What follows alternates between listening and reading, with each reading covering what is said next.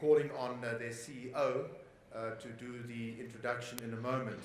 I would just like to also welcome with us this morning the Minister of Small Business Development, Lindiwe Zulu, who is our keynote speaker. Thank you, Ministers, for making time available. I know things are very busy on the other side of the conference, but I know that you also are very close to the Progressive Business Forum and are always somebody that we can call on. I'd also like to welcome with us in our midst this morning the Chair of the CRL Commission, members of Parliament. I've seen some outgoing NEC members here as well. I would like to also acknowledge the presence here this morning of a number of diplomats. We have diplomats here, including ambassadors and high commissioners from the United States, Australia, Netherlands, France, Germany, Sweden, Brazil, the EU, and Ecuador. You're very welcome. And of course, the media contingent that is here in the mornings, you're also welcome. Without any further ado then, I would like to call on Calvo Mawela, who is the CEO of MultiChoice South Africa, to do a welcome on behalf of the company and to make some introductory remarks. Calvo, over to you.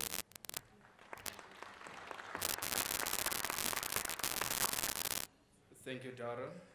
Good morning, Master of Ceremonies, Honorable Minister Lindiwe Zulu, who is our host for this morning, Ministers here present, distinguished guests, ladies and gentlemen, all protocol observed. On behalf of MultiChoice, it gives me great pleasure to welcome you to this breakfast with Minister of Small Business Development, Honorable Minister Lindiwe Zulu.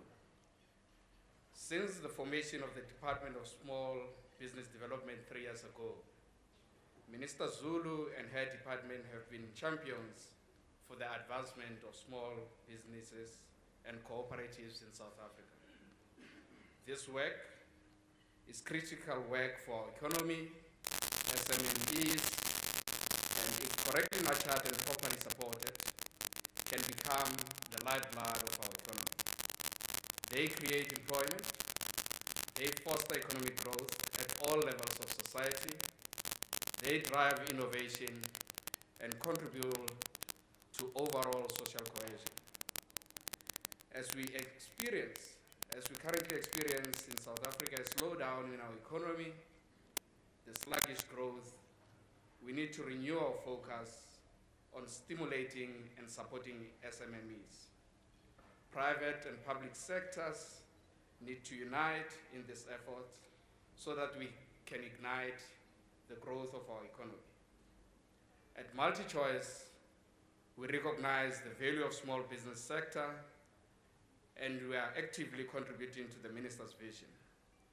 And naturally, as a video entertainment company, the best way to show our contribution is with a video. This video will show real-life stories of people that we have partnered with over a period of time and that we continue to support, and they come from all walks of life.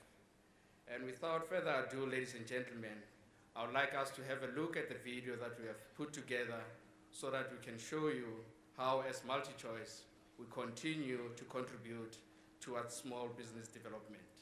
Thank you.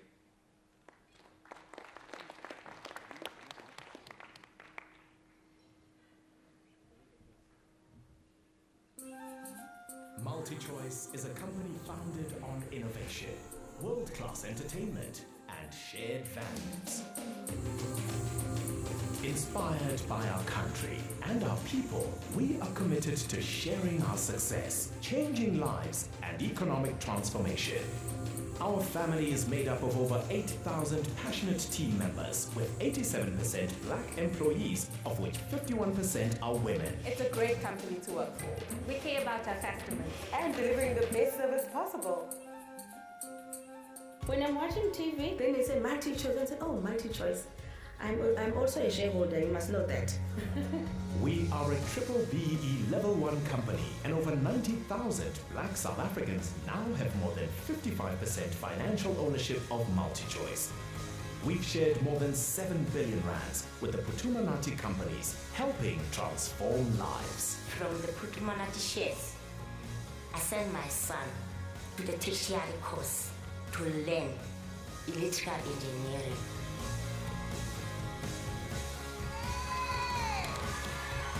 We believe in telling our own African stories, which is why we've invested over 2.1 billion rands in local shows. In Mnet investing in producers, especially new producers at that time like Connie and myself, to start our production company, it actually meant bringing a whole team on board, directors, other producers, writers, actors, crew members.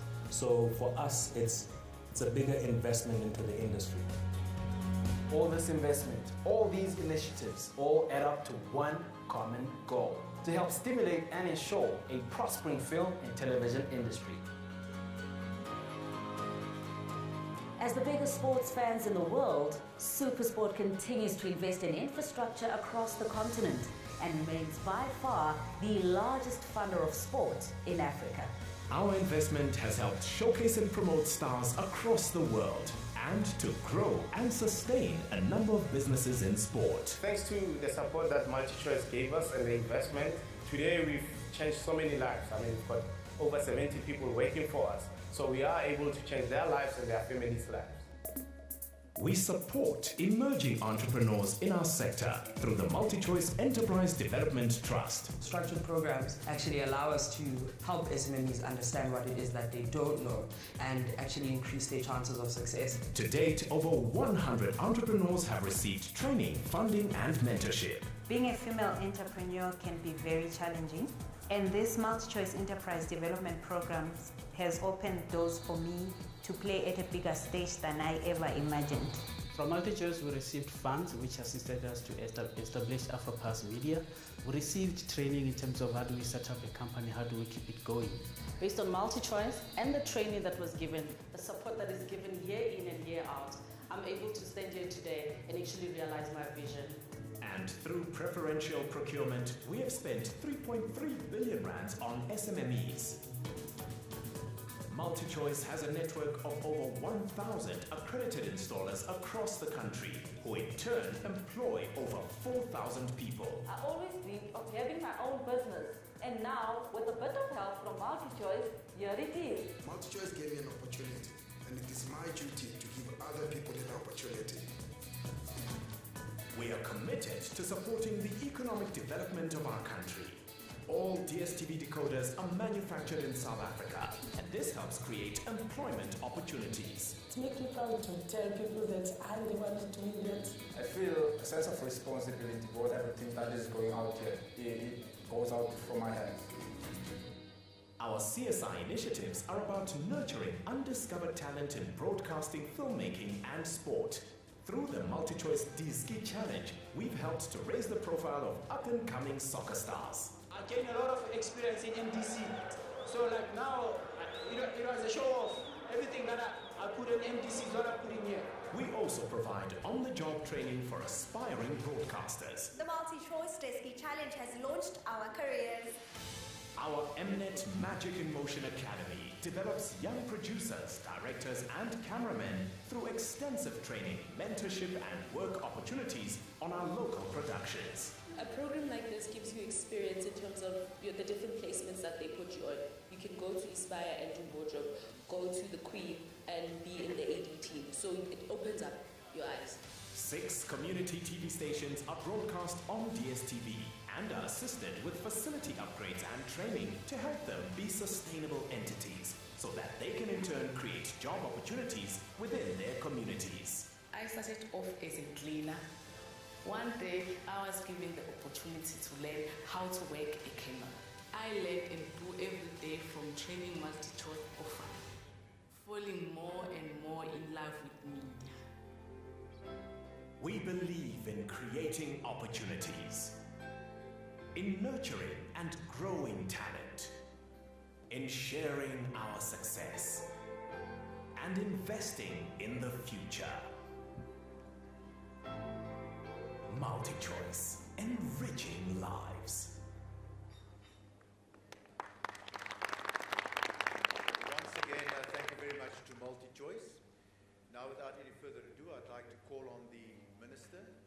share her thoughts with us. Minister Zulu.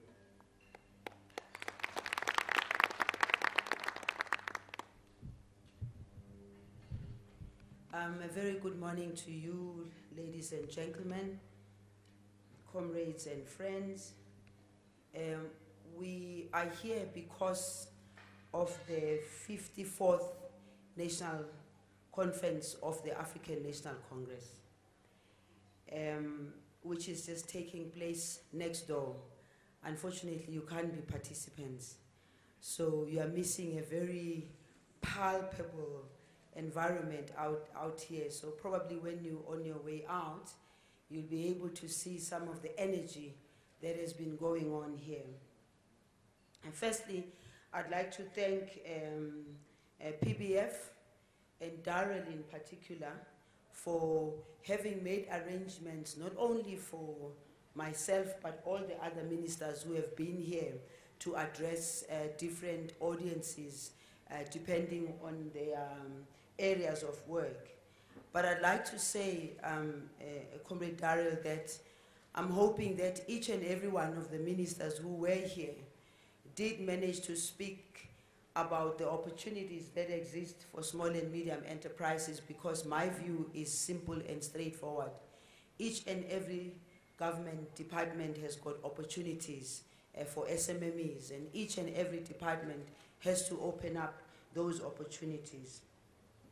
I'd like to thank the members of parliament who are here because there is a role that is being played by parliament, which is the oversight role of ensuring that the resources that are given to the department are properly spent, so that ultimately most of the money that we receive from Treasury is money that goes directly to your SMMEs and cooperatives. I'd like to thank the business, the diplomats who are here, and I'd like to also say that part of what is happening with my department is the partnership that we have with some of the international diplomats who are here, who are supporting us, not only as a Department of Small Business Development, but who are supporting South Africa in its agenda for transformation. I know that, for instance, with the EU, we are going to be soon, next year, we'll be making an announcement of quite a sizable support that we're getting from the EU, directly going to supporting your small and medium enterprise and entrepreneurship. I would also like to thank the business who are here, both small and medium, as well as the big business who are here. And also to say to your big business, this is an opportunity for you not only to be speaking to me as a Minister of Small Business Development, but it is also an opportunity for you to speak to the SMMEs who are here, because the support for small and medium enterprises does not necessarily depend only on government and the state-owned entities. They also depend on big business opening up the opportunities from the supply chain, value chain, and so forth. And I know that many of the businesses who either are here or not here have got programs which they develop for supporting small and medium enterprises. I'd also like to thank all other comrades who are here, because this that we are doing as a Department of Small Business Development responds to the three challenges that are facing South Africa. That is poverty, unemployment, and inequality. And I'm sure that many of the ministers that have been able to address the breakfast here, they've been able to speak to those issues of poverty, unemployment, and inequality. This is one of the biggest challenges that faces South Africa. And one of my advisors in the office said something very interesting to me as we were preparing for this breakfast.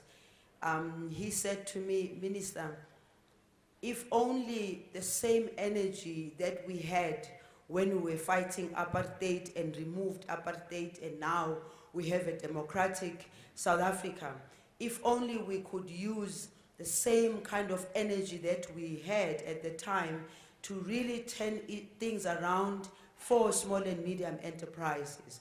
If only South Africans could begin to realize that industrialization, beneficiation, and everything that comes to it is about creating jobs in South Africa and ensuring that jobs are left here. He said to me, if we can be able to mobilize society, first and foremost, in ensuring that our own society, our own people begin to purchase products that are made in South Africa.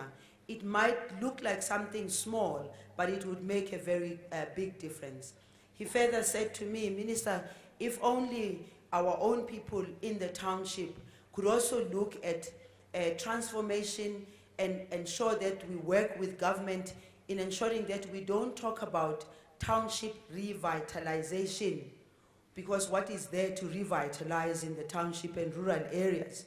We must speak about bringing business, real business to the township, not only just your spaza shops and so forth. And I thought that was a very good idea, but at the end of the day, it's about ourselves as a department and government overall, ensuring that awareness is made towards why small and medium enterprises and cooperatives are supposed to be supported. They're not supposed to be supported in words. They are supposed to be supported in deeds. And this is what I've had to be experiencing in the 3.5 years that I've been in office. I've realized that there's a lot of talk about supporting small and medium enterprises, but somewhere along the line, it falls short sometimes of really understanding the real challenges that are faced by SMMEs. Sometimes it falls short of the fact that there's got to be an understanding that many of your small and medium enterprises as well as cooperatives, they're having to compete with big companies who've got deeper pockets, who've been operating for a very long time, and they are supposed to be competing with the same big companies. So my view and the view and our view in the department is that yes, there is a political will to make sure that we support your SMMEs, but a political will on its own, not being supported by real activities, by real financial and non-financial support, by ensuring that we create that conducive environment for SMMEs, it would almost be meaningless. But I know, as a matter of fact, as a Minister of Small Business Development, since I was appointed into this position, I've felt the pulse of your small and medium enterprises, people who are saying, we're not only going to wait for government to support us, we're going to see what we can do on our own, but you, Minister, and the department and government, take responsibility for supporting us by ensuring that there's the proper legislation in place, that there's a proper environment in place, that there's support, financial and non-financial support. You do what you need to do as government. We will also do what we have to do as small and medium enterprises. Now, why are we here today? We are here today because the African National Congress is going to be looking at, it's finalizing actually, we're not going to be looking at, we are going to be finalizing policies which we developed during the policy conference that took place not long ago, and therefore this conference in December is supposed to endorse or change some of the proposals that were proposed. But I don't think that there's going to be much of a change. Safe to say that obviously our responsibility is to always look at the current environment facing us and begin to say, how do we adjust so that whatever policies we put in place would respond to the challenges of today. Now, this 54th conference that we have here, it must be understood also from a position that we are not reinventing the wheel. We are moving from what previous conferences of the African National Congress, the decisions that, policy decisions that were taken. For instance, when I was listening to the SG yesterday making his presentation as giving a report as an SG from an organizational point of view, part of what he spoke to was that the 53rd conference, which is the previous conference of the ANC, characterized our current phase as the second phase of transition of the National Democratic Revolution towards the National Democratic Society. This phase should be characterized by radical socio-economic transformation. In this regard, the conference recognized how the ANC brought about change in the lives of people in South Africa broadly, but it, however, concluded that such is to transform whole. This is still to transform wholly and to provide economic power to the majority of the unemployed and to deal with poverty, inequality, and unemployment, and this must be obliterated. And this comes out of the previous conference, and therefore, in this conference, what we will be looking at, and in particular the economic cluster, we'll be looking at the current economic environment in which we're finding ourselves in. How do we deal with it from an economic cluster point of view? And why I raise the issue of the economic cluster is because it's very clear to us that unless we have a properly coordinated approach to supporting each other, both in terms of building the economy, unless we also have a common approach of the challenges that we have, because South Africa is a developmental state. And if we miss that point, that it is a developmental state, we might end up developing interventions that do not necessarily speak to that. The ANC, in some of the decisions that were taken prior to this conference, identified the areas which we need to deal with in supporting SMMEs. For instance, in 2012, the 2012 Mangaung resolution encouraged the creation of new businesses, cooperatives, and expansion of small businesses by reducing costs of compliance, ensuring payment of government invoices. This is one very important aspect. So what we have done as a department, for instance, is to take that resolution and look at how do we make sure that this resolution is implemented and what are the things that we need to do. And I think that the other one, which is still the 2012 Mangaung resolution, says promote targeted procurement for SMMEs. And I think you are aware of the fact that when we started this department, having been appointed by President Jacob Zuma, this issue of procurement was a big issue because government had been trying to put in place a system of the 30% procurement to make sure that it targets your small and medium enterprises. But more than anything else, it also targets your black businesses, your youth, your women, and people with disability. And what we have done as a department, we have pushed for the adoption of the 30% procurement, and that is now in place. However, I do want to say to you that adopting it and ensuring that it is now a policy of government and the implementation thereof, both at national, provincial, and local level, will continue to be a bit of a challenge. But I think that with the commitment of the government departments, all of them committed to ensuring that this 30% procurement is implemented, we shall be able to succeed. But I also want to raise this issue to yourselves, especially your small and medium enterprises, to say that if government has identified and adopted the 30% procurement, it therefore means that yourselves should be ready to take advantage of it. Because it's one thing for us to agree that the 30% procurement, and in some provinces, actually, I know that the Northwest has gone really higher than 30%, and I'm hoping that many other departments and many other provinces will exactly do the same thing.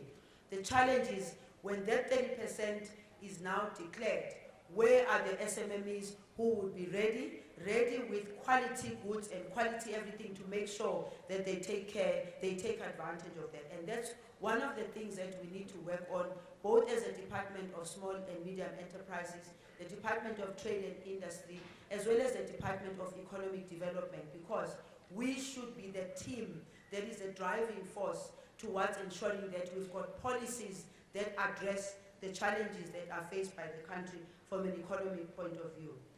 Coupled with this, you also have the 2014 manifesto, which spoke to build on commitments on social accords to bring black-owned small businesses and co-ops in the supply chains of larger companies and the public sector.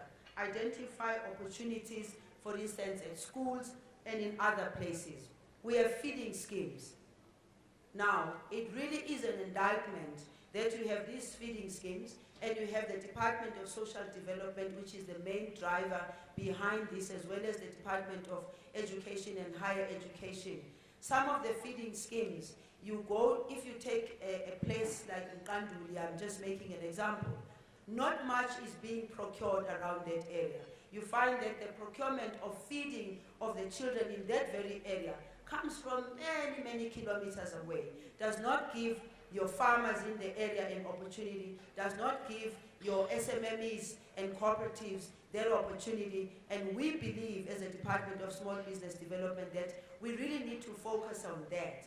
Part of what we want to do as a department in focusing on that is to strengthen the intergovernmental relations so that there's a coordinated effort.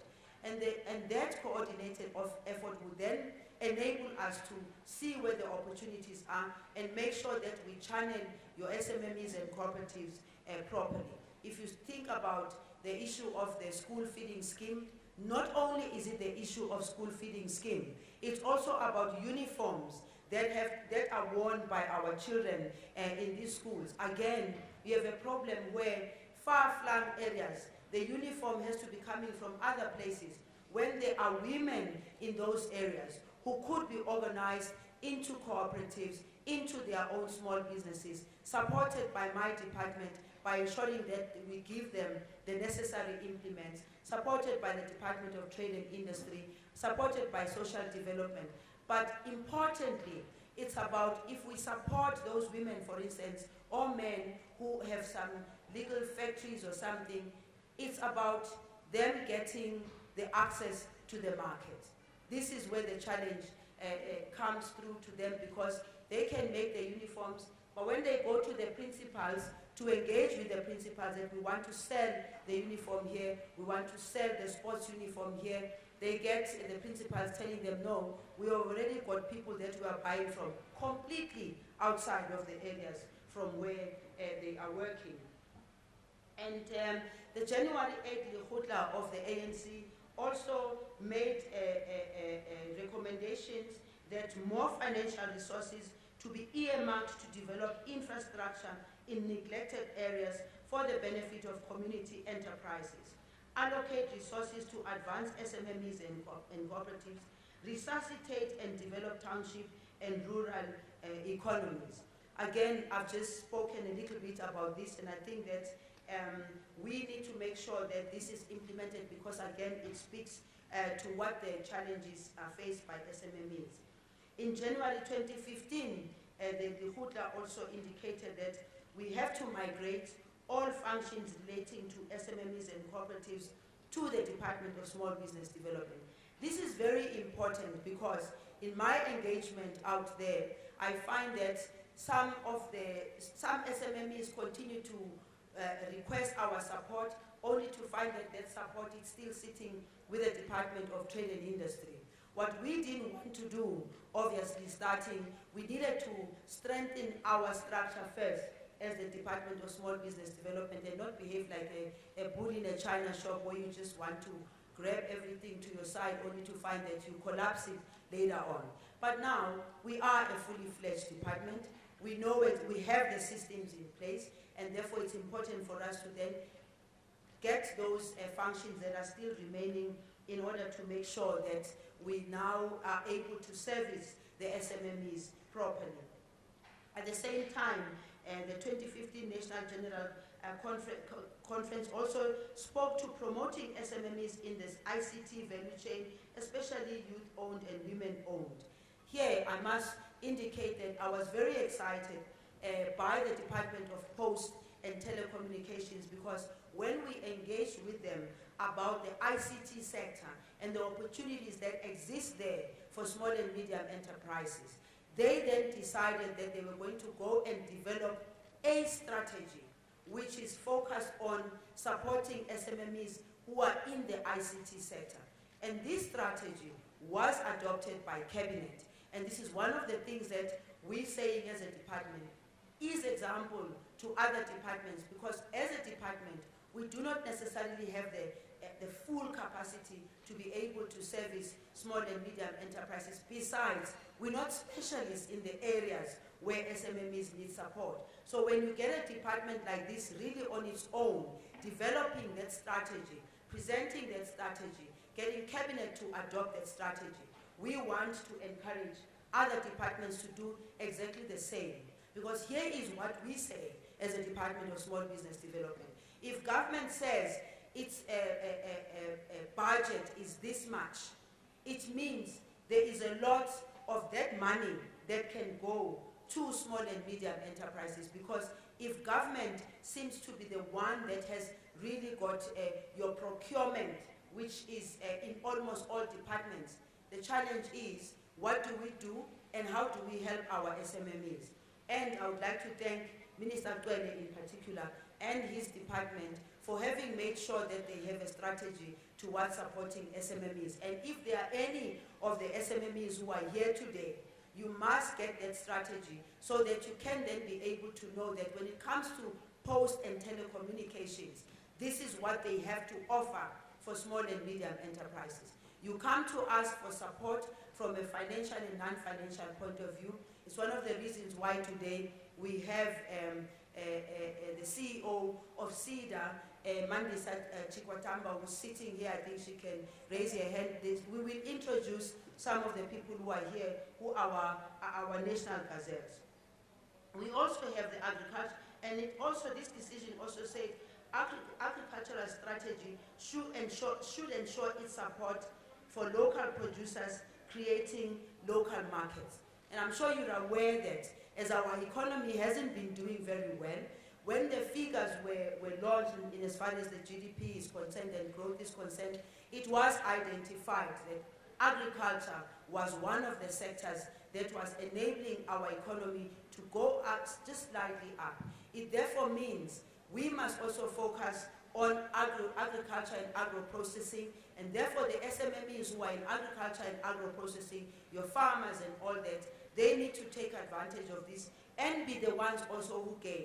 Because it's one thing to talk about agricultural sector being the one that's helping the economy to grow, only to find that when you dig deeper, you find in the main, it's still the same old white males who are actually in charge of the agricultural sector.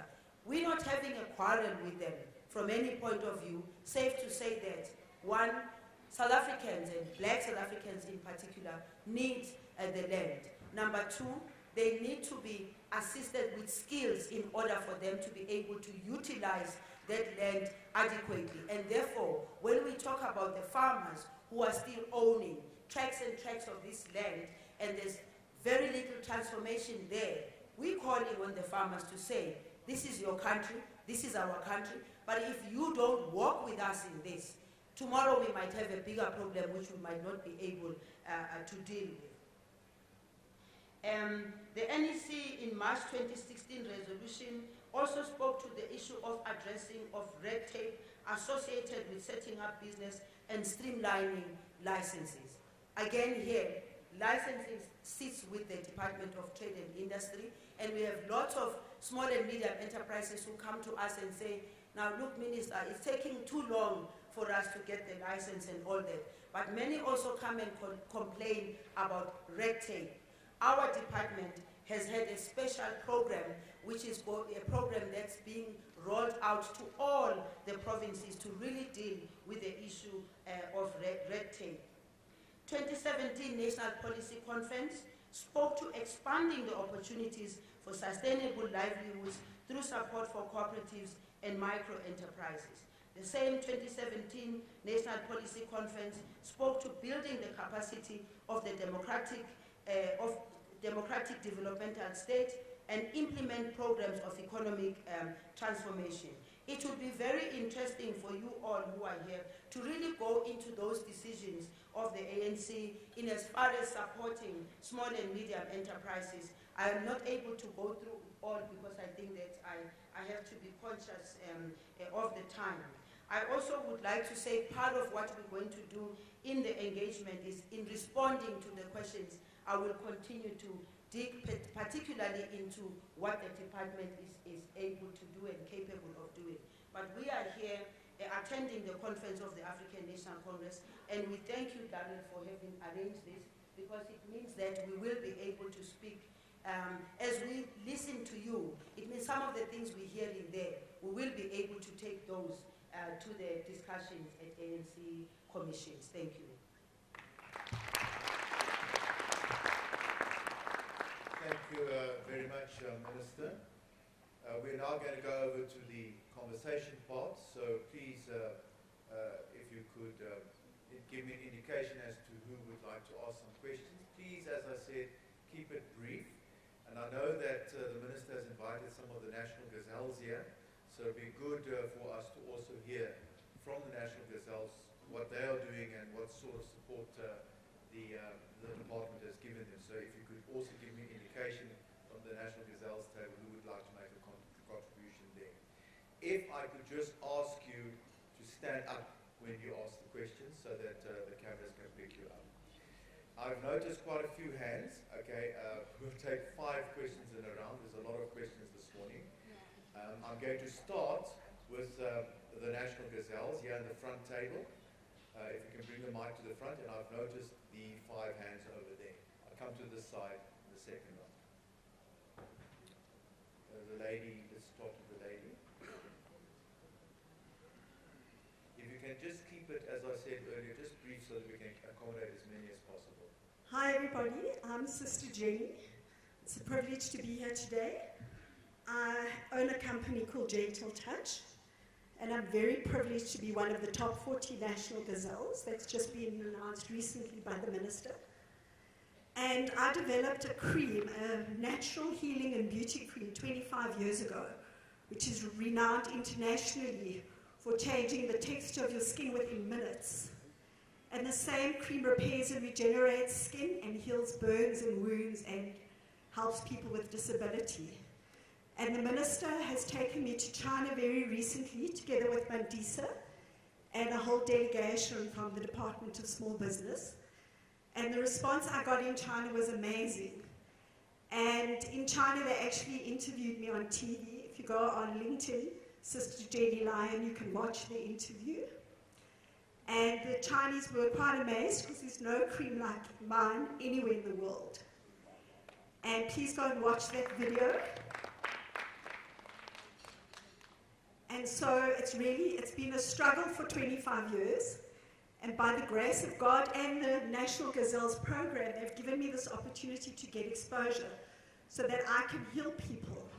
And that sounds amazing, but I just want to share with you that a week ago, there was a fire at one of the markets, and a woman got burned. She was on fire for 5 minutes, and because I was there and I was able to help her within minutes, I actually put a picture of her on LinkedIn. She's barely got a mark on her body. So please, you have to support me in every way you can, and I'm so grateful to the Minister and to SEDA and the Department of Small Business, because I'm literally saving lives every single day, and people need to know there is a Sister Jenny and a cream that's so unique in the world. Thank you. Thank you very much. To that table there. There's 2 gentlemen next to each other. We'll take those 2. Thank you. If you go over 2 minutes, it's 10,000 Rand a minute over. Sorry. Greetings to the Honorable Minister and all esteemed guests. My name is Alfred Mhlongo, and I think one of the most pressing challenges that faces us as young business owners in particularly rural and peri-urban areas where the presence of mainstream media and internet penetration remains limited is access to information. We don't have access to information regarding funding opportunities. We don't have access to information regarding business mentorship and business coaching and incubation services. Whatever services are, they remain very, very limited and largely inaccessible for a myriad of reasons. So you find that our small businesses fail within the first 2 years, some as early as within 6 months of inception. So we want to find out from the Honourable Minister what interventionist measures and what programs are currently in place to address this challenge, and what plans going forward are going to be introduced by the department so that we are also integrated into the mainstream economy and to ensure that there's inclusive growth from particularly small business owners from rural communities. Thank you. Thank you very much, Dara. My name is Tabiso Taka from EnviroServe. Minister and Comrade Lindiwe, we raised this matter yesterday with Minister Davis, and it has to do with the importance of small and medium enterprises in the economy. I think it's universally acceptable that, and agreed to rather, that a lot of the jobs that we're talking about will come from small and medium enterprises. So the importance of small and medium enterprises cannot be overemphasized. The issue has to do with the payment terms. That a lot of medium and small businesses, when you talk to them, the biggest failure or reasons for failure is this issue of payment. Now, the proposal that we discussed with the Minister of Public Enterprises, because in my other capacity I chair the Industrialization Supply Development Association, was the fact that can it be incorporated in the performance compact of CEOs of state-owned companies, accounting officers of provincial departments, as well as municipal managers at local government level? Can it be incorporated in their performance compact that 30-day payment accounts for a larger percentage of their performance when they're evaluated? If you do that, you practically respond to a very important support. You spoke earlier on, Minister, correctly so, about practical support to medium and small businesses. If it is not directly linked to the performance of these accounting officers, we will forever be talking about small businesses failing, going under, not because they're doing bad business, precisely because the issue of cash flow is very important in any business, as you would know. So what I put forward to you, Minister, with respect is, can you in the economic cluster in Cabinet raise this matter?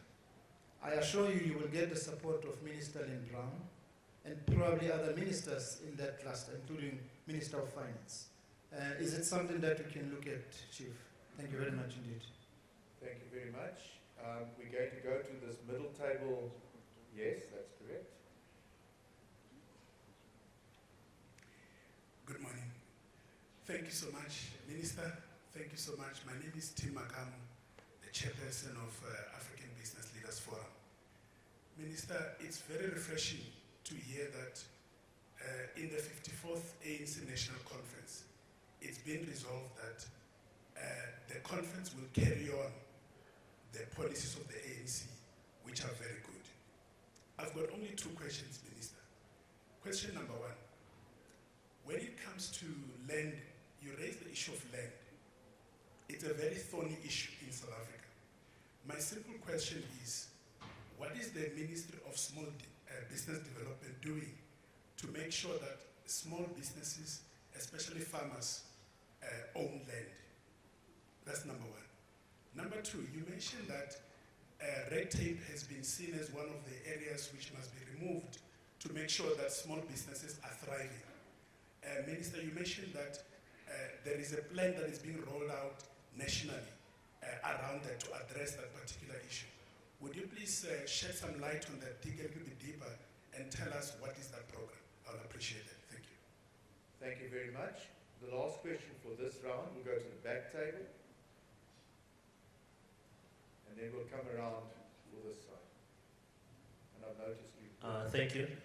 My name is Sipho Mbele, founder and CEO of Mbele Holdings, a filmmaking company. The problem that we're having as small business is that when you go and ask for funding from the DTI, they want you to come up with 3 million rand. How would you get that if you're a small business and you're still growing? And you still approach MultiChoice because you have this film, a very beautiful film that you want to, a story that you want to tell about South Africa. And then they'll tell you and ask you, who are you? Where do you come from? Are we working with elite people or known people, or are we trying to bring up new businesses and make them known as well in the country? Thank you. Thank you, Minister. I think that's a good start.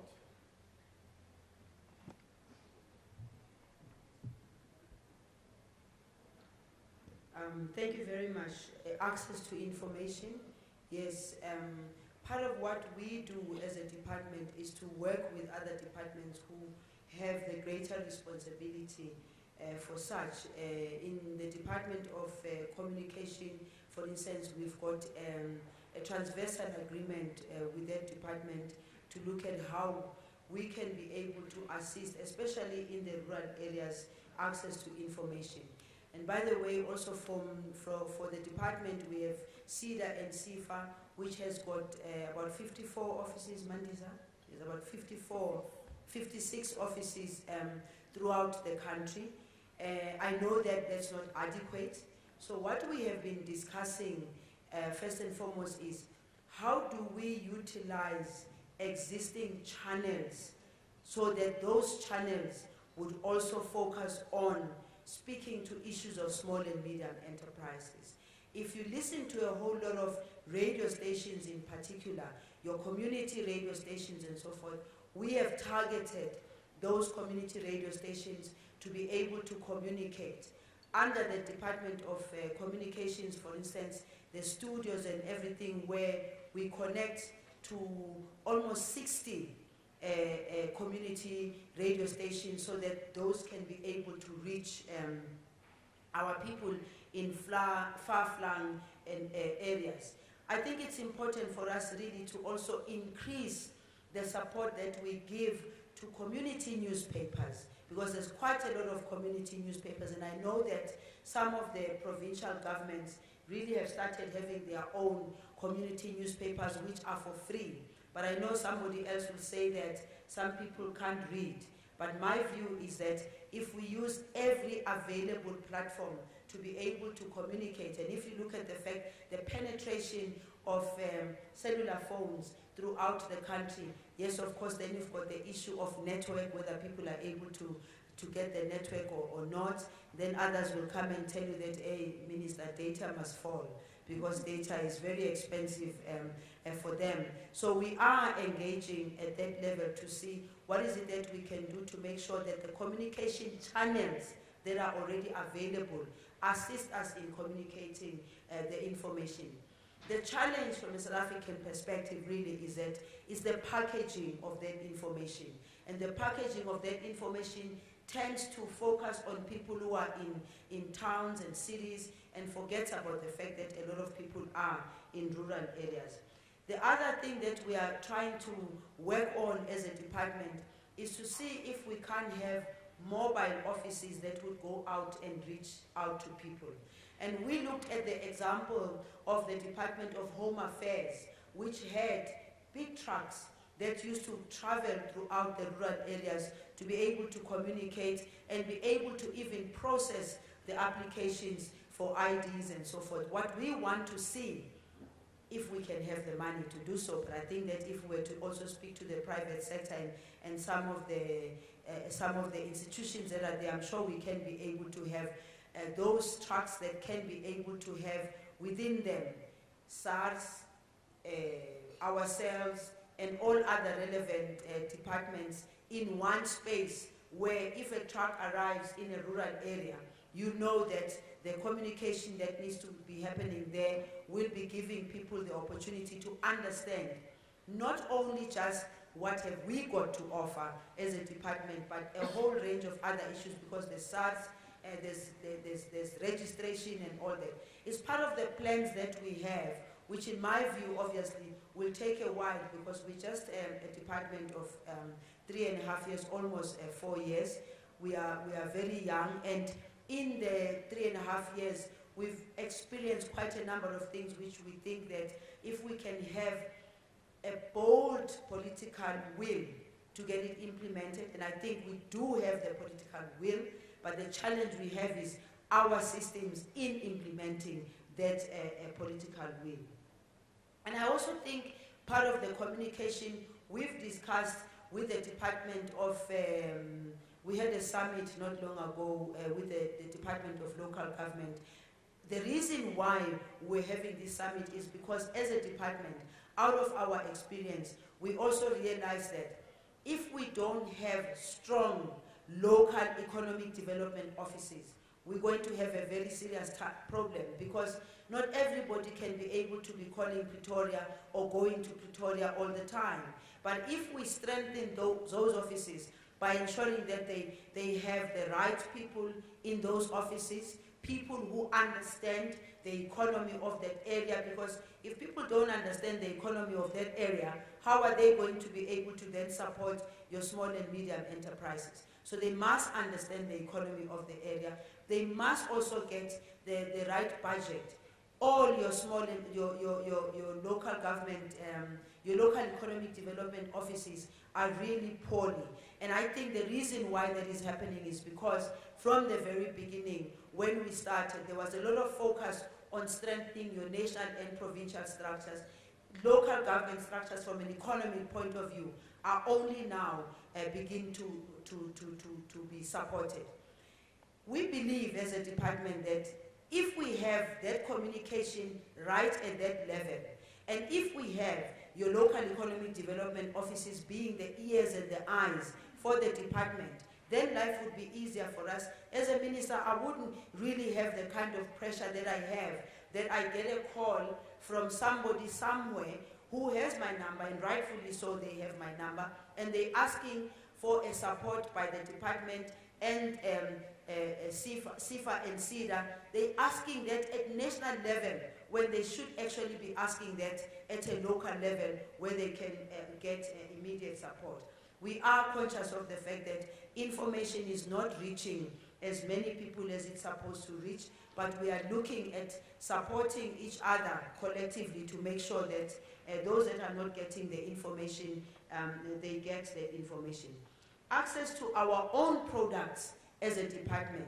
Again, we are dependent very much on your MECs for economic development. We've had meetings with all the MECs of all the 9 provinces, except for the Western Cape. I think the Western Cape, something happened there, we didn't have that meeting. But at the end of the day, for me, it's not even about who is in government in the Western Cape in as far as the support for SMMEs is concerned, because all these are our people. The Western Cape belongs to South Africa, it's not an island somewhere. So the strengthening of our relations with both your MECs for economic development and the local structures will go a long way in addressing this issue of information. In some countries we are told, I'm yet to visit Rwanda at some point, I'm told that the turnaround time for people for doing everything in Rwanda is faster than it is in South Africa, because they have these one-stop shops, even in rural areas. So when people have to go and look for information, they don't have to be traveling long distances, spending a lot of money which they don't have, just to get information which could be easily accessible to them. So we're looking at this in the long-term plan, but I do want to say that what we already have as a department in the form of SEDA and SEFA in the 54 offices, really there's a lot of work that's being done there. There's a lot of communication that's being done there.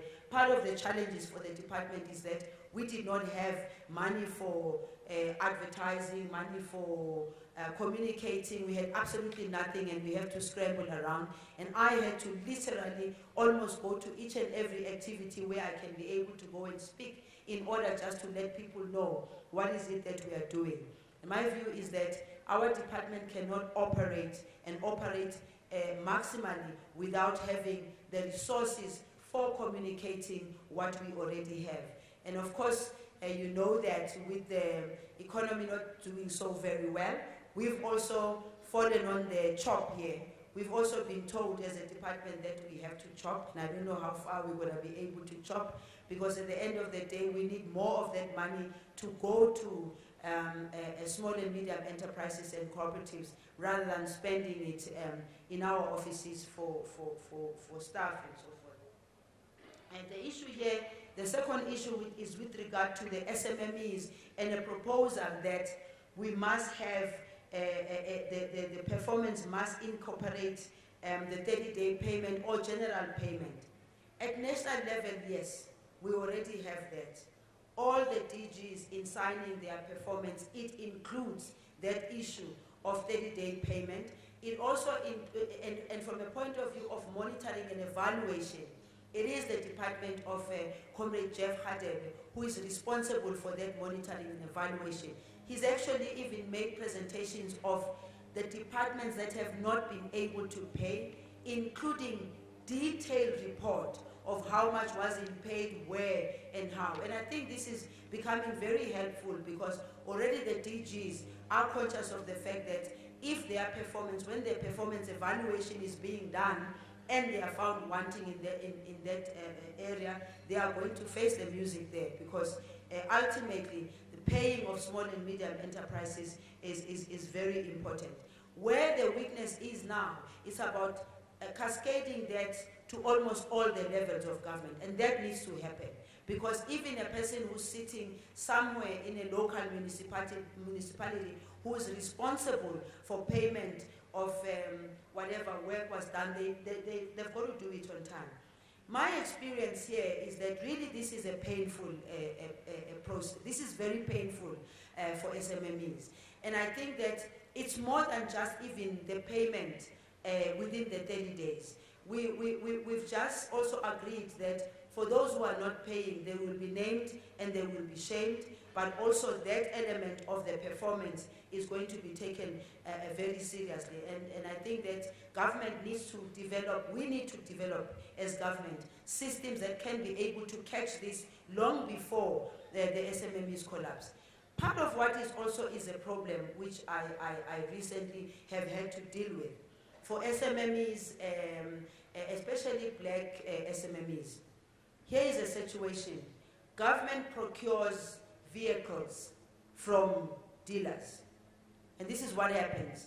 As a Minister of Small Business Development, you encourage all your colleagues to buy from your black dealers, your small dealers, and guess what?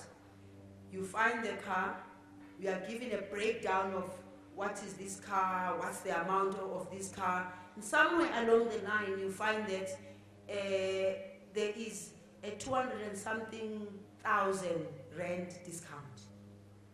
And I'm looking at this and I'm thinking, this is shocking, because I know that your SMMEs, and black SMMEs in particular, would never be able to give anybody that kind of discount, because that's their profit in the first place.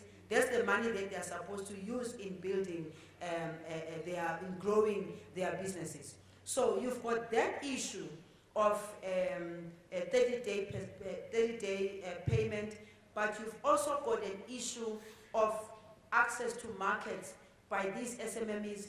You've got big companies who locked that market a very, very long time ago.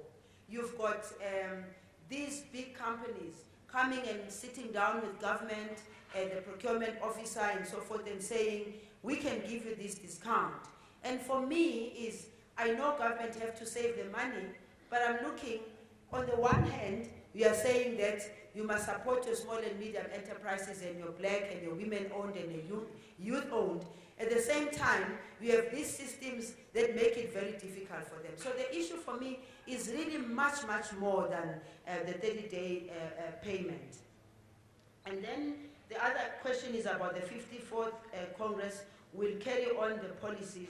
What is the ministry doing to assist farmers on the issue of land? I raised the issue of land because it's one of the most thorny issues in South Africa. And quite frankly, it shouldn't be a thorny issue. If you understand the plight of black people in particular, if you understand why our people were headed into townships and headed into rural areas, and they never had the opportunity which the farmers, I mean those farmers that are big farmers today, our people have to do a catch-up. They have to catch up with farmers who've been operating for the past 50, 100 years. They have to do catch-up with generations of farming. It's important for us as South Africans collectively, both the farmers who own the land and government, to really begin to look at another way of doing this, because without land, what are we talking about? And without ensuring that when those who receive, who get the land, part of which has been now taken back or brought back by the government and given to our people, without assisting our people with the relevant implements, with the education for how to use that land, what are we talking about? This government is committed to ensuring that everything is done in an orderly fashion, but you know, orderly fashion also has to be a bit quick, you know. Orderly fashion must not take us too long, because we keep on saying, no, we can't do it because the investors are telling us this. The investors, especially the international investors, they live there where they live. They've got their own people who own that land. They need to understand that in the South African context, we are trying to address the imbalances of the past. We do work with the Department of Agriculture. We also work together with the Department of Land Affairs. We have transversal agreements with these two departments so that whatever we do has to be in a coordinated fashion. Part of what we want to do, particularly as a Department of Small Business Development, working with the Department of Agriculture, is to say where we have cooperatives, which we are supporting as a department, there's got to be a connection with the Department of Agriculture, with the Department of Land Affairs, because they also sit with a lot of incentives for these small-scale farmers. But if we work together in a coordinated manner, it means that we're not losing any resources along the line. So to that issue, really, I want to say to you, we're working with the Departments of Agriculture. We're also working with the provinces, because again, I keep on wanting to make the emphasis that this is one government, not three different governments. It's one government with three spheres of government, but the three spheres of government, through the intergovernmental relations that we have, which is, by the way, legislated, we've got to make sure that happens. The issue of red tape, yes, we rolled out a plan for assisting at provincial and local level the issue of red tape, because this red tape is really a frustration to many of our SMMEs. And what happens is that government tries to put systems in place, which are systems that are supposed to be assisting governments to make sure that there's accountability, to make sure that there's value for money, to make sure that whatever we do, we must make sure that we know what we're doing. But somewhere along the line, we end up also a little bit tangling ourselves up with that process and making it very difficult for your SMMEs to access the very same opportunities that we say they should. The reason why we have these workshops at a local level and spread them out throughout the country, it is because we want people at a local level who are behind the desk, even those that are passing regulations, that are passing legislation, they should be able to understand the real needs and the real challenges that are faced by SMMEs. We know that since 1994, there's a lot of legislation that has been passed. As a department, we think that it's important for us to look at that legislation vis-a-vis its impact on small and medium enterprises. Some of it is very good legislation, and by the way, at the moment, we are working on our Small Business Development Act. We've gone out to all the provinces to try and engage at provincial level, so that we're engaging not just government, we've engaged different role players with different interests on small and medium enterprises. We're hoping that Small Business Development Act that will then be processed through Parliament, and hopefully next year we will finalize it. So the issues of definition of what SMMEs are, for instance, shouldn't be a quarrel with anybody. It should be very straightforward. The issue of the DTI request SMMEs to come up with 3 million, where should the SMMEs get this?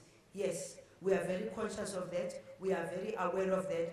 It is for that reason, for instance, that if you recall, the president announced that Minister Gigaba of Finance, Minister Naledi Pandor, and myself will have to work on a fund that is going to be focused on your startups and the kind of people you are talking about as SMMEs who are really at the beginning. This fund is supposed to have something like 1.5 billion for starters, but the fund really will be focusing on your startups, the ones that are at the lowest level, so that when we are being asked, when you have a bright idea, you've got a good experience already, and good experience for me is not about you having been there for the past 20 years or whatever. If you can prove in that space that here is something that I have and it has a potential for growth, that's why we have the gazelles here, because part of what has been happening with the gazelles, many of them started from zero with absolutely nothing. But our support, being almost like a startup, has made it happen. So in next year we will be announcing that fund as to when will the fund start. And I know that this is very painful because we're thinking of the fund only starting in 2019, 2020. That's probably going to be far for some. But remember that when we have a fund like that, we've got to be absolutely sure that the money is going to be going in the right place. The money will be accounted for. We will see that value for money. The other one is the one that was announced by the private sector of, again, 1.5 billion rand, which they also indicated that that money will focus more on your startups. And of course, it's taken very long. I don't know if there are any of the people who are part of that fund to finalize. It's taken very long. That fund was announced Mandisa last year or year before that. It was announced last year. Now it's a whole year. I actually thought that the private sector would do things faster than us. So I'm surprised that till now, and your SMMEs are already knocking on our doors and saying, Minister, how do we access that fund? It will also then be an issue of communication. How do we make sure that once that fund has now been finalized and it's accessed, how do we make SMMEs to be aware of the fund and how to access this fund? I think that's all for now. Thank you. We'll do a second round now on this side, but I know one of the Giselles here also indicated, so let's start this round also with the Giselle, and then I'm moving to that corner over there. So bring the mic to the front, please.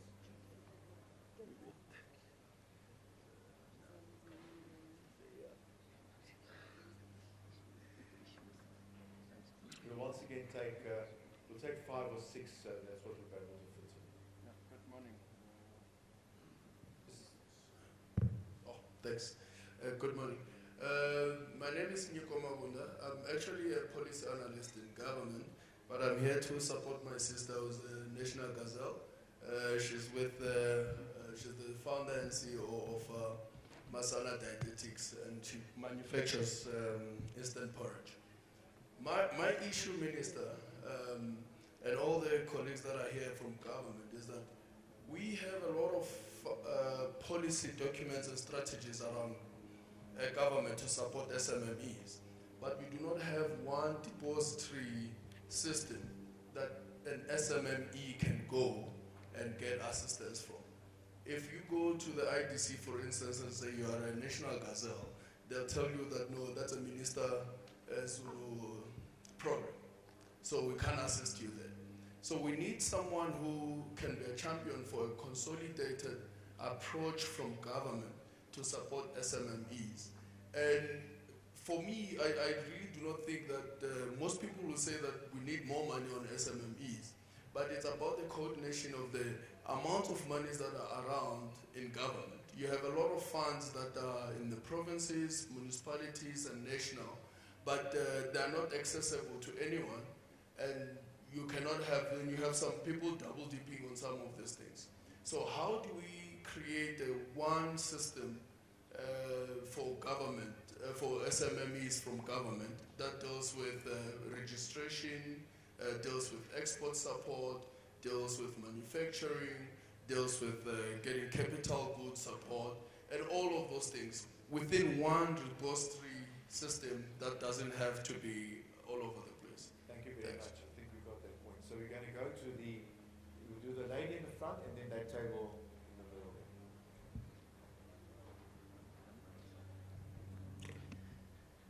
Thank you. My name is Moretlo Modifi. I run a company called Telemeds in Africa, but I'd like to focus on innovation. And I'm going to wait for the minister to listen because she needs to listen to this one.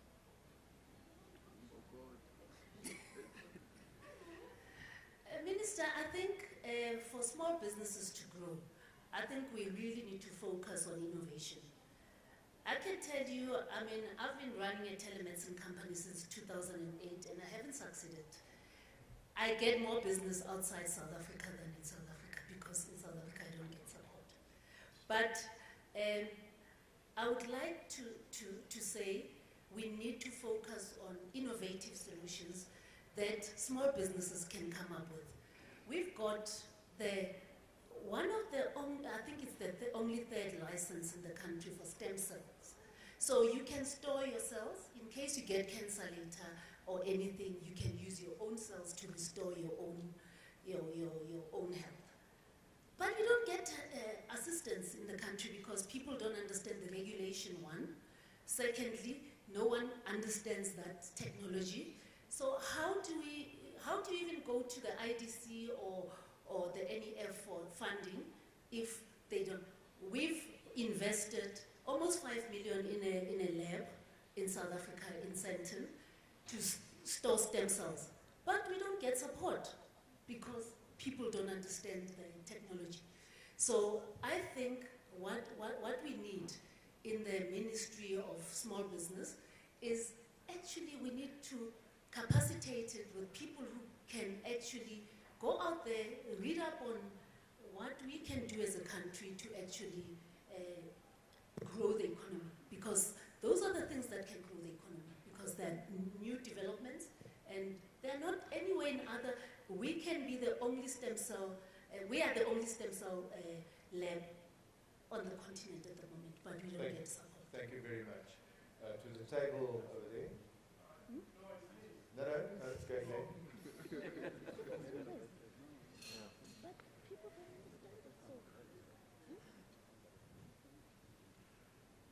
Thank you very much, Honorable Minister.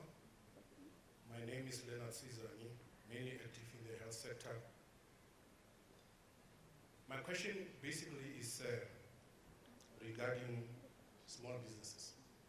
So far, listening to the debates in this room, there's been much said about the middle person in terms of the hierarchy.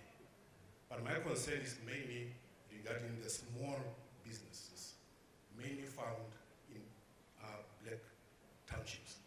The question to you, Minister, is what programs is the department having to protect, to upskill, and to develop the small businesses?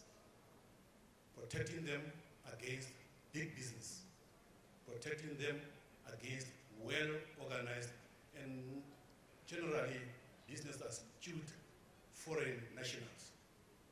We find our people, they don't have probably the opportunity to be in foreign business, but they are from day to day being subjected to eradication, if I can put it that way.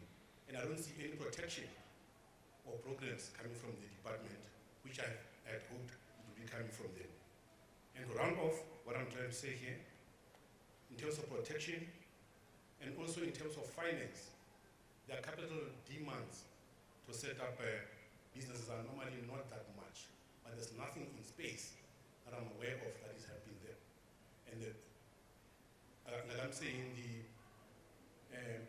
townships, as we speak now, big businesses, the small shops that we used to know, belong to Mr. So-and-so, are being eroded. We are creating very mega malls to the disadvantage of our people. The third and the last point is, I think, in a country like ours, there's got to be a certain level of protection from entry-level businesses. Your saloons, your caterings, your securities.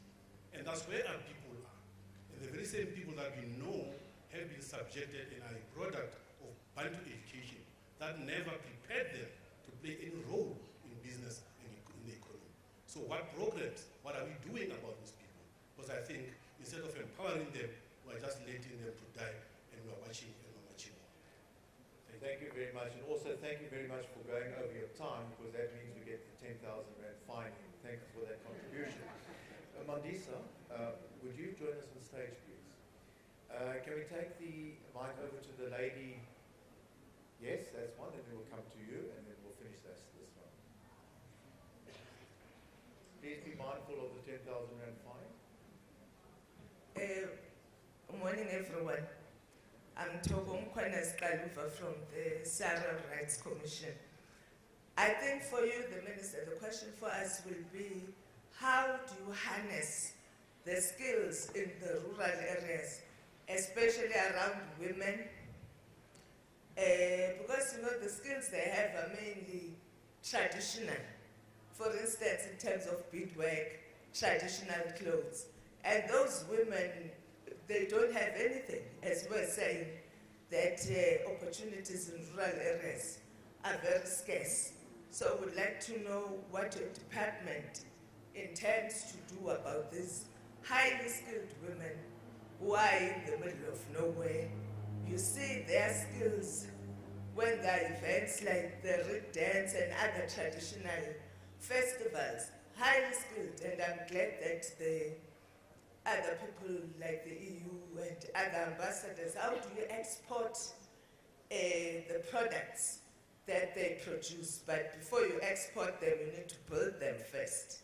So they're not the type of people who will come to these types of meetings or know where to go to. If I'm stuck in the middle of a village somewhere and this is the only skill I have, the assistants will have to come to me. And specifically for MultiChoice, we would like to find out what is your response to your platform being used by religious leaders who exploit people using your platform, who sell products and promise people that these products will do all sorts of things that we all know won't happen. But you are the gateway to their so-called market. So what is it that you as MultiChoice are willing to do in order for you to help stop the exploitation of people who are destitute and desperate when your platform is being used to access those people? Thank you. Thank you very much. The gentleman in front here. Thank you very much, Program Director. My name is Dr. George Tsibane from Black Business Council, as well as the Black Business Council in the built environment and chairing the subcommittee on water and sanitation. Very important to me is that I've attended, which is I very much appreciating the Honorable Minister, for a summit on water and sanitation very recently. What is very clear to me is that water and sanitation, energy, agriculture, land and technology and health are mega nexus that we need to work on. But the critical question that we need to unblock is the issue of water licensing, which is affecting emerging farmers, particular black farmers. And very importantly, recently we were in the Western Cape. As we are saying that Western Cape is, some people think is an island in Africa. And this is a point, a tip of Africa anyway. So basically we are working with emerging SMEs, there is Black Business Council, to deal with issues of SMEs and priorities around that. What we need from the ministry is the focus around water and sanitation, and secondly, licensing of water, because the ownership of the issue of land and ownership of licensing is still resting with the past. And that is a challenge that is affecting the World Developmental Stage objective, as the SG was saying yesterday. So we're saying, we're pleading with you on that. And coming to MultiChoice, I was whispering to Her Excellency here, Cecil Julien, that MultiChoice SMEs, you find them in each corner, in each street, in every township in the country. I think we need to give an applause to a South African company that has done that very well. However, the most important thing is that we are working to change because water constraint, climate change has arrived and it's going to affect our business. We need water awareness in the country and knowledge. So we need to use your platform as Black Business Council in the built environment to deal with this. We have conceptualized a very detailed seminars around that. And we have launched them in the JSE. Most people said, why are you crazy looking at JSE? The 3% of multi-shares that are there have to be increased. That is what the outcome of the small business department is looking at. So basically, we want to use your platform. Can you take that challenge? Thank you very much. The minister, we're going to have to excuse the minister very, very shortly, but the CEO of SEDA is here, which will continue with it. So minister, if you want to maybe just take 1 or 2 points and then hand over. And we'll come around for another round just now. Thank you. Yes, thank you, Darren. I'm just going to step out to do interviews. I'll be back. I'm not leaving. Yes, the issue of innovation, I can't agree with you more. Part of the reasons why we are working together with the Department of Science and Technology, very, very closely working with the Minister of Science and Technology, and part of the reason why also, as I was speaking, I said the ministers who've been given the responsibility to look at supporting SMMEs at that level through this fund that would have to be set up. It's myself, the Minister of Finance, as well as the Minister of Science and Technology. It is because of the experience that we're seeing on the ground and really responding to what you are saying. And I must really congratulate you, really, because I've known you for forever. And I know long before I became a Minister of Small Business Development, when I was still in the Department of Foreign Affairs in the early 200s, I used to see you in many of the African countries trying to knock on doors, and you kept on repeating to me, even at that time, that why is it that one would go and get the support and interest outside of South Africa?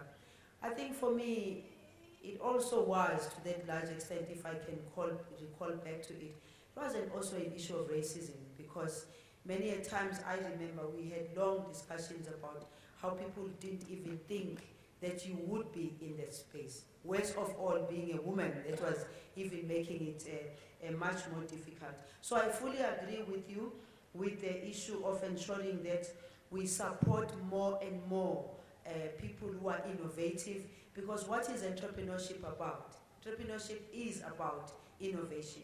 You've got to be able to produce something that people are going to appreciate and pop out of their pockets for, because you're not going to produce something that is meaningless to anybody else. And so I do believe that this coordinated approach by my department, the Department of Science and Technology, as well as the Department of Trade and Industry, really, I think the weakness here in the system has been our not being able to coordinate all these things and making people run from one place to the other, which also responds to your issue here.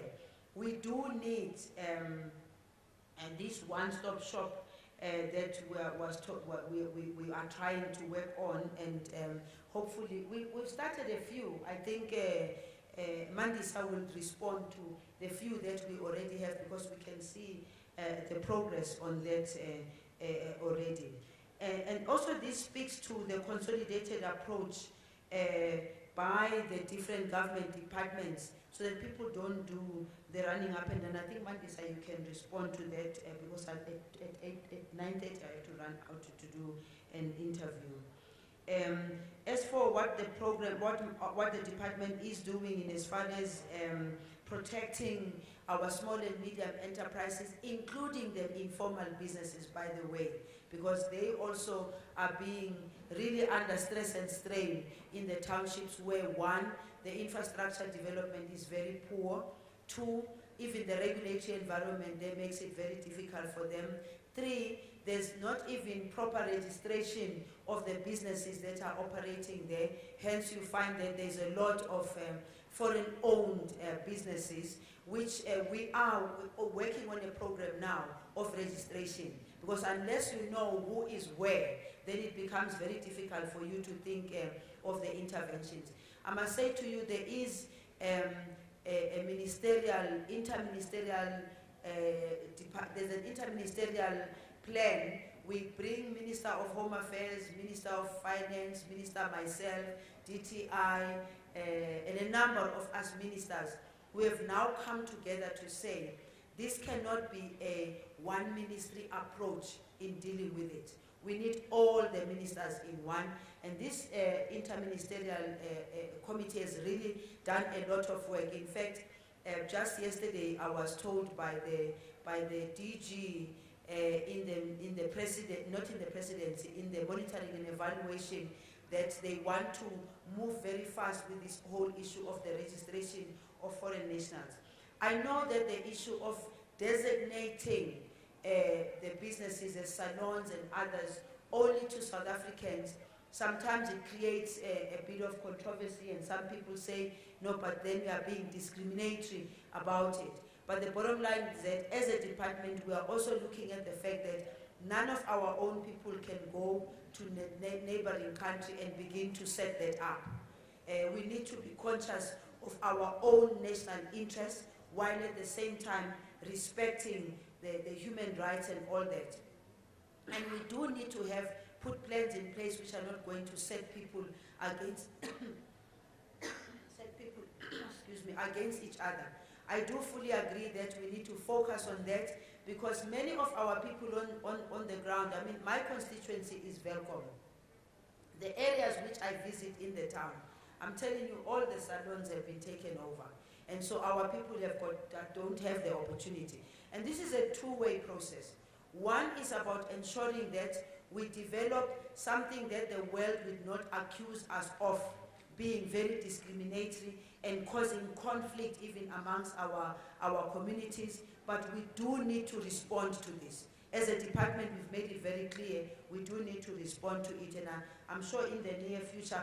And also we have a relationship already existing with specific organizations of those, we've got different organizations that we are working with, those that own salons, that own spaza shops, and we're trying to engage with them so that we can begin to focus, we can work together on this one, so it doesn't become just a government-owned, it's only a government program.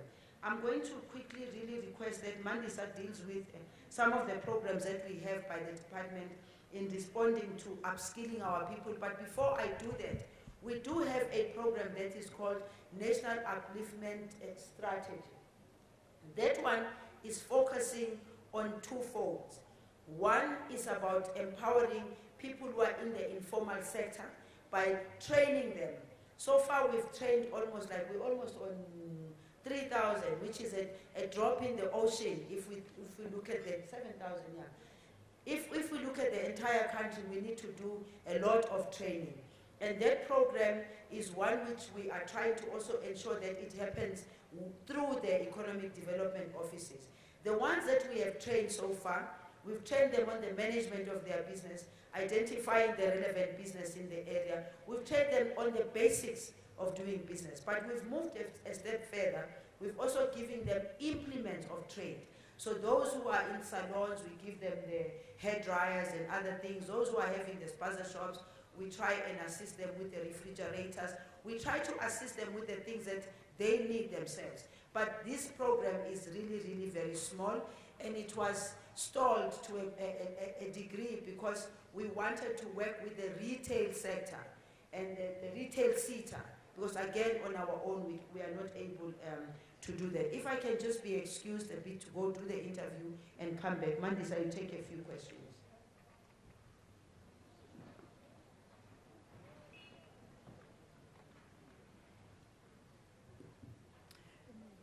Good morning to everybody, and then just continuing where the minister left, I think I can just mention a few programs speaking to some of the questions that have been raised. I think combining two contributors from the health sector, I think it was Mr. Sizani and the lady at the front here from Telemed Works, talking about innovation. Yes, I can agree fully with the need for us to strengthen our efforts in terms of support to R&D work, but much is being done already. Adding to the numbers that Minister shared with us, as SEDA, we are already supporting about 57 incubators nationally. And this is one of the areas that we have consciously given focus on, and we are intending to invest even deeper in this area. I think it is not by chance, as an example, that we have some of the diplomatic corps around the room. This program is one of the programs that we are working with the foreign or multinational companies, as well as our diplomatic corps in South Africa. We have been to Denmark, we have been to France, we have arrangements, one of the incubators that we have recently launched that is actually having a number of startups as innovators and accelerators in the medical space. Is one that is being supported in partnership with our French partners, the French Tech Lab in Cape Town. But one of the things that we are doing through this program is to get into the universities in terms of following the research output of the universities, following the prototype products that are coming out of university research work, and assisting the process of commercializing those. But greatly, we realize that this is an area that requires expertise in terms of sector knowledge. And this is an area through which we are collaborating and seeking more collaborations with the private sector. I think on that note, I must be quick to say partnerships that we seek from the private sector are partnerships that give us sector knowledge. So when we are knocking at your doors for partnership in terms of working with the private sector on enterprise and supplier development initiatives, we want to build on the technical knowledge that is in the private sector to combine with our initiatives that we are embarking on as government. So with the business core that is here, I am just throwing an invitation to say, let us not fragment our initiatives, let us collaborate, and on our side, we want your expertise. But going further on some of the programs, I want to say for those that are in the education field here, the other area that we are focusing on is entrepreneurship at schools.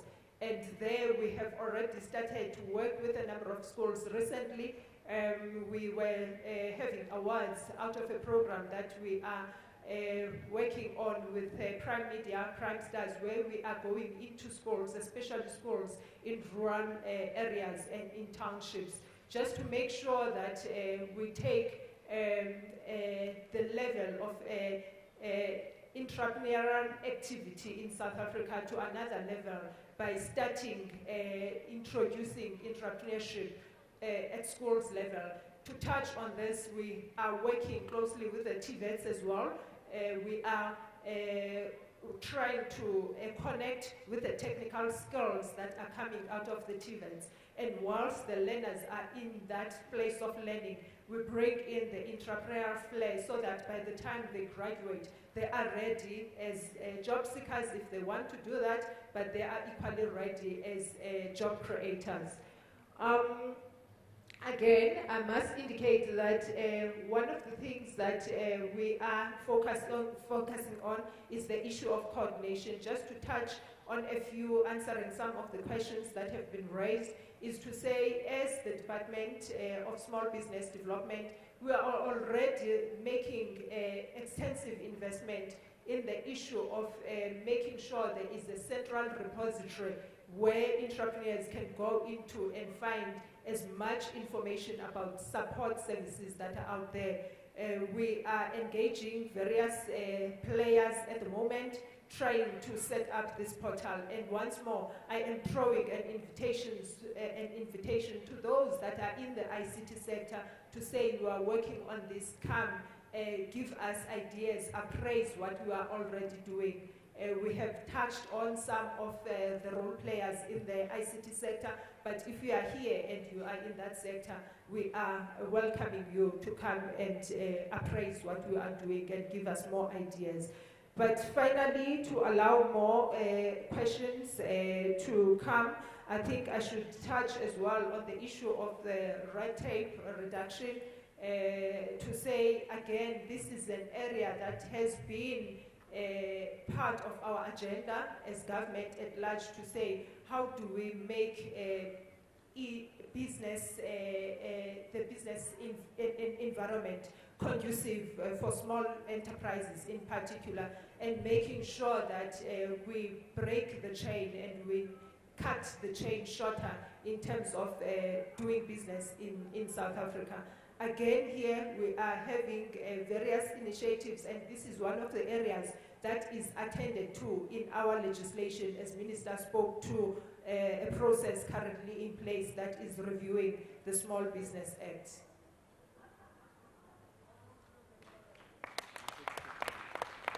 Thank you, Mandisa. Right, we'll take another round, a short round, and then we're going to have to, we are starting to run out of time.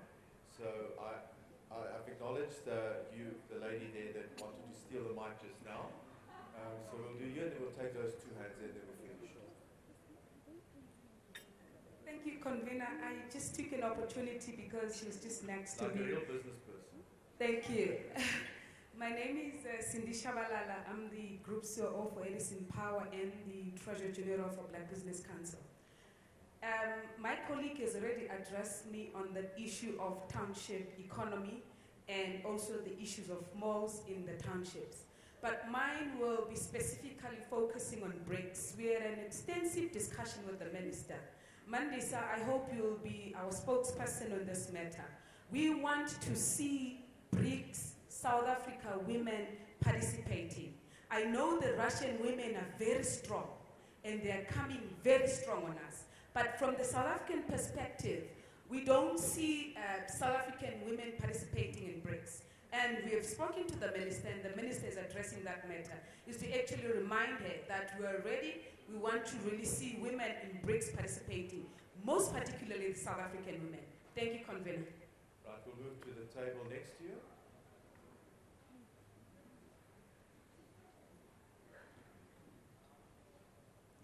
Thank you very much, Minister in absentia. I'm Franz Mwekesi from Santaku. Let me just briefly, without paying another 10,000, okay? Just briefly to introduce the conglomerate, one of the GDP booster of this country as the tax industry in South Africa. We are currently having 189,000 operators in the country with a fleet of 447,720. When you take the value of those fleet, it's almost 1 trillion that all operators in South Africa are owing to all motor vehicle agents. Now, we, as an industry, we are not benefiting anything, but we are using 25 million petrol per day in this country. Petrol has gone up, we are not complaining. And we won't complain because we know that money that has been generated is much more. Now, in a year, we are using 6.7 billion of tires, the value in this country. Now, I'm saying this because it is important that the transport cooperative that are within the tax industry must be supported by the department. Because the service level system that the industry is giving to these operators is much more immense, and it is, you know, equivalent to the biggest value that you can have in the country. Now, my question to the department is, we have started with a project in Mpumalanga. Shortly we have launched all the 3 ties of cooperative levels in Mpumalanga. And we don't see any way where the department is mentioning that. And what is the involvement of the department in terms of developing this transport cooperative in the country? Number 2 question is the challenges that we are facing as the transport cooperatives within the department. We are one of the cooperatives that is now equals to the farming because of our massiveness. So we are asking that the department are you recognizing this cooperative, or have you heard about it? And what is your involvement towards the upliftment of this sector? Thank you very much. Thank you very much. We're going to move to the last question, the gentleman with the, is it a mauve shirt? And thank you very much for the 10,000 rand contribution, by the way. Thank you, Chair. My name is Mishak Ndebele. I'm a lecturer at this School of Education. And I'm coming from the angle of education. I'm not a businessman as such. But I've been excited really by the Minister's reference to working with the Department of Agriculture.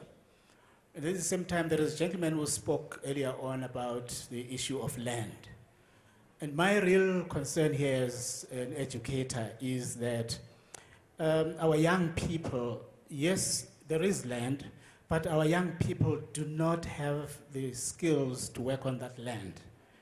And my worry throughout the years has been that our system of education does not put priority or give priority to agriculture. Now, that could be happening, but I'm not aware. I'm not aware. And my worry here, Chair, is that we have a curriculum that emphasizes many other things, yes, but those things do not seem to empower our young people, especially the rural folk, with so much land in South Africa. So I was going to ask that this department works very closely with the Department of Education, and it works to introduce agriculture as a very important component in our school curriculum. Now, that would actually cascade into maybe teacher education, teachers being trained in the agricultural field. So my real interest really here is emphasis on agriculture and maybe the establishment of agricultural colleges, especially emphasis on agriculture in our TVET colleges. Thank you very much, Mandisa.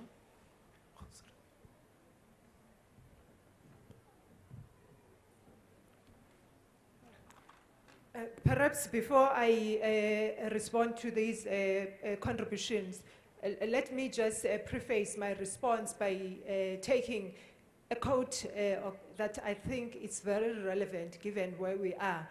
This is a quote from the former and the late President Mandela when he says, "Should we fail to make partnerships for development which can eradicate the social ills and can help us and our communities gain economic breakthrough, life will judge us harshly."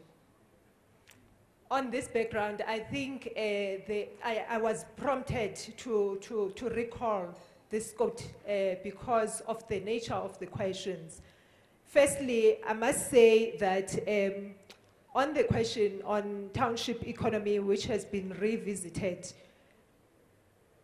currently we are, as the department, looking at this with great interest. As a result, in the speech that was shared with us by the Minister, she touched on the work that we are doing. Maybe let me just filter down from her speech to say, as the department and as SEDA, we have now made a conscious decision that says, in the work that we are doing, we want to make sure that we participate fully and actively in the IDP processes of the municipalities. We want to make sure that we participate fully in capacitation around the issues of entrepreneurship and enterprise development, looking at the local sphere of government. We have taken a conscious decision that says, as SEDA, we will not be selfish with our tools and instruments that are tools and instruments that seek to assist the process of supporting small enterprises.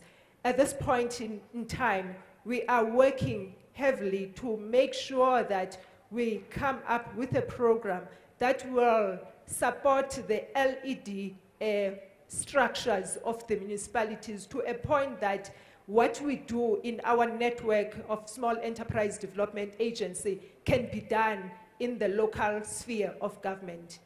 And I think we have as well taken a conscious decision to say in townships, we want to support the process of revitalizing capacitation of the structures. I'll make an example, chambers of commerce. We've had a program that was looking into chamber support program, but we want to make sure that instead of focusing on that program as support instrument to 1 or 2 chambers, we can be able to expand that. In our conversations where we are knocking into private sector space, tapping on ESD facilities, we are looking at this area as one of the areas that should be heavily supported. We are working with the private sector in terms of setting up what we call enterprise support hubs. We've seen some of these hubs being supported by places like, I know MTN does have some incubators of some kind, but we've been working as an example with Transnet as well. I know we have been as well working with other private sector companies, especially in the mining industry. So again, this is one of the areas where I'm saying join us in what we are already doing. As government, the best we can do is to develop models, and it is our wish that those that have financial muscle, they take up this model and help us to expand. Again, talking to the BRICS question, touching on the women and what is the aspiration there, I think we are connecting with you.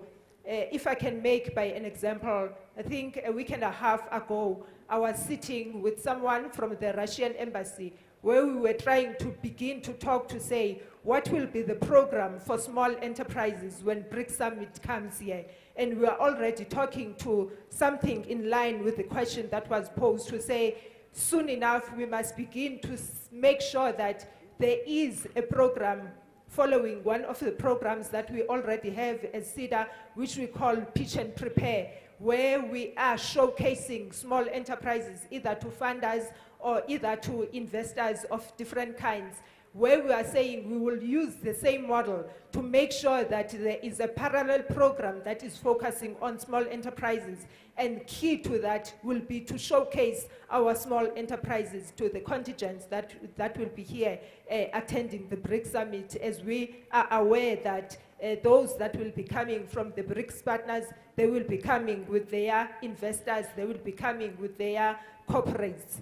And I think, lastly, I could say we are also setting up different kinds of roundtables with the private sector, roundtables with the academia, roundtables with the embassies, making sure that we are entrenching the agenda of enterprise development in corporate fields, in our global partnership space, as well as in places of learning. Thank you.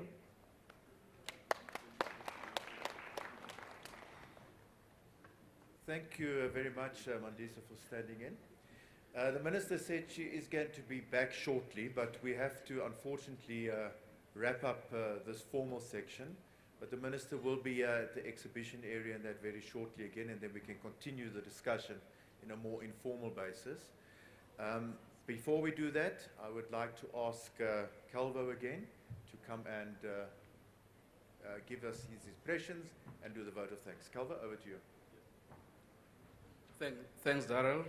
Ladies and gentlemen, we have noted the comments that have been made, and I think as both business and government, we have a responsibility to ensure that the partnership between business and government continue to thrive, especially in the area of small business development. I've taken note of the comments that came from the BBC. I think we have been continuously engaged. We just happen not to have found the time within our diaries to have that roundtable discussion as to whether we can do more in terms of increasing our spend on SMMEs. Of course, yes. And we are more than happy to have an engagement with you to see what opportunities are there for us to increase our spend on SMMEs going forward. Again, Darrell, thank you very much to the PBF and to the African National Congress for allowing us to have the opportunity to have a discussion of this kind.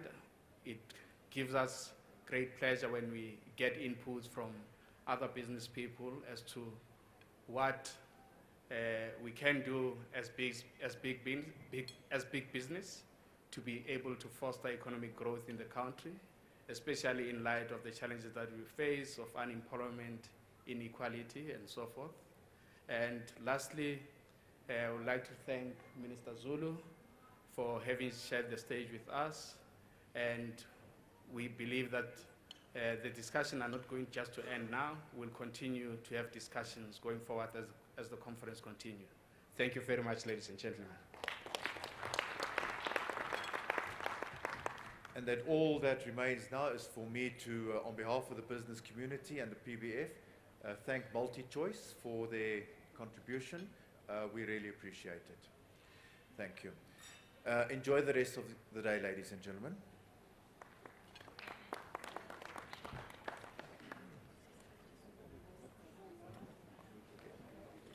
Those that bank with Nedbank might want to check their wallets to see if they have their credit card with them.